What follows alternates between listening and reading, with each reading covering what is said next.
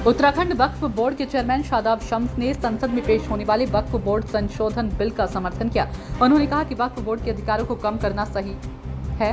संशोधन विधेयक के तहत वक्फ बोर्ड अधिनियम में बदलाव होगा। इसमें किसी भी जमीन को अपनी प्रॉपर्टी बताकर उस पर कब्जा कर सकने की वक्फ की पावर पर रोक लगेगी। उत्तराखंड वक्फ बोर्ड के चेयरमैन शादाब शम्स ने कहा कि वक्फ बोर्ड को अधिक ताकत दे देने से जनता का अधिक नुकसान ही हुआ है। उन्होंने सभी वक्फ बोर्डों की जांच करने की मांग की है। इसके साथ ही शादाब शम्स ने एक बड़ा गंभीर आरोप भी लगाया कि मिलीभगत के चलते वक्फ की जमीनों को भी खुर्द-बुर्द किया जा रहा है। इसकी भी जांच होनी चाहिए। वक्फ बोर्ड में संशोधन विधेयक पेश होने जा रहा है, जिसके लिए मैं देश के यशस्वी प्रधानमंत्री माननीय मोदी जी को, अल्पसंख्यक कल्याण मंत्री किरण रिजिजू जी को और पूर्व जो हमारी केंद्रीय मंत्री रही हैं स्मृति ईरानी जी, क्योंकि उन्होंने लगातार इसके ऊपर चर्चा की, हम लोगों को भी कई बार दिल्ली बुलाया और इसके ऊपर उन्होंने सबकी राय जानी।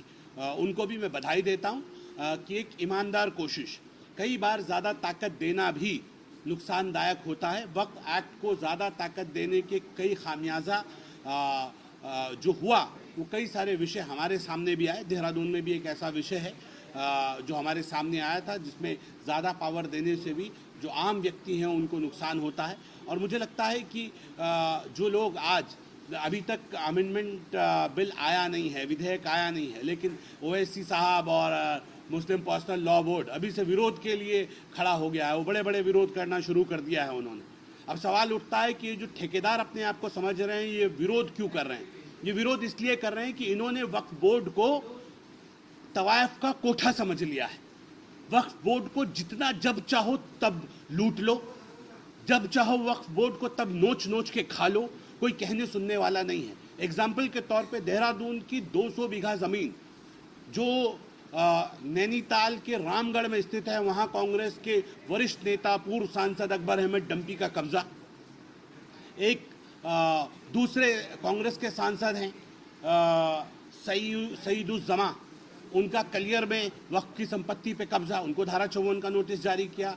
डंपी साहब को एक दर्जन से ज़्यादा धाराओं में, जिसमें 420 की धारा भी शामिल है, हमने उनके ऊपर वो धाराएं लगाई। मुस्लिम धर्मगुरु जो अपने आप को सबसे बड़ा चौकीदार समझते हैं वक्फ का, जो सबसे बड़ा आपा पीट रहे हैं इस वक्त, ऐसे कलियर शरीफ में सज्जादे, जो कलियर की हज़ारों सैकड़ों बीघा ज़मीन जो हज़ारों करोड़ रुपए की संपत्ति है, उसको वक्फ बोर्ड के साथ मिली भगत करके उन्होंने अपने नाम दर्ज करा दिया। वक्फ बोर्ड तो केस हारने के पैसे लेता है, जानबूझ के अपने मुकदमे को स्वयं हारता है, पैसे की सेटिंग वेटिंग करता है। मैं कह रहा हूं, मेरा निवेदन है माननीय प्रधानमंत्री जी से, माननीय अल्पसंख्यक कल्याण मंत्री जी से और अपने मुख्यमंत्री जी से कि सीबीआई जांच होनी चाहिए वक्फ बोर्डों की। इनमें जितना बड़ा घोटाला है हिंदुस्तान का, इससे बड़ा घोटाला कहीं नहीं है।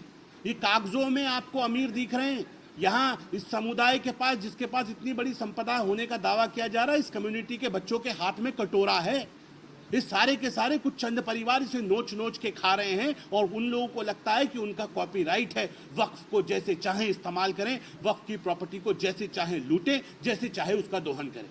इस दोहन के ऊपर नकेल लगाने का काम मेरे प्रधानमंत्री माननीय नरेंद्र मोदी जी करें, मैं उनके लिए उनको बधाई देता हूँ। और रही बात इसकी कि लगातार जो भ्रष्टाचार हो रहे हैं, इन भ्रष्टाचारों के ऊपर ये अतिवादी जो राजनीति हुई है, जो कहीं ना कहीं तुष्टीकरण की राजनीति, ये दिखाने के लिए कि हम बहुत हितैषी हैं, और हितैषी होने के चक्कर में उन्होंने जिन लोगों को लाभ पहुंचाने का काम किया, वो सारे के सारे पॉलिटिकल लोग हैं जिन्होंने वक्त को लूटकर उस वक्त का दोहन किया है। मेरा सीधा मानना है कि पूरी ईमानदारी के साथ वक्फ बोर्ड में जब नए ये अमेंडमेंट्स आएंगे, अभी से लोगों ने विरोध करना शुरू कर दिया, उनका विरोध ये साबित करता है कि वो विरोध के लिए विरोध करें, क्योंकि अमेंडमेंट्स तो आए नहीं हैं।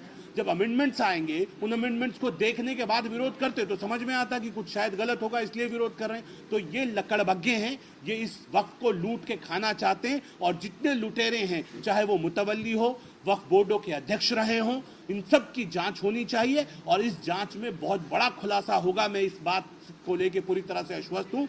बहुत बुरी तरह से वक्फों को लूटा गया है, इसका दोहन किया गया है, और आज वक्त का तकाजा है कि जिनके लिए जो आज ठेकेदार बन रहे हैं, उनसे प्रश्न भी है मेरा, चाहे ओवैसी हो, चाहे वो आपके जो धर्म के ठेकेदार और ये मुस्लिम पर्सनल लॉ बोर्ड बना हुआ है, इनसे पूछिए। आप बता रहे हैं ना ये वक्फ एक्ट तो बहुत अच्छा है, तो अगर ये वक्फ एक्ट इतना अच्छा है तो 70 साल में इसकी तो बड़ी उपलब्धियां होंगी।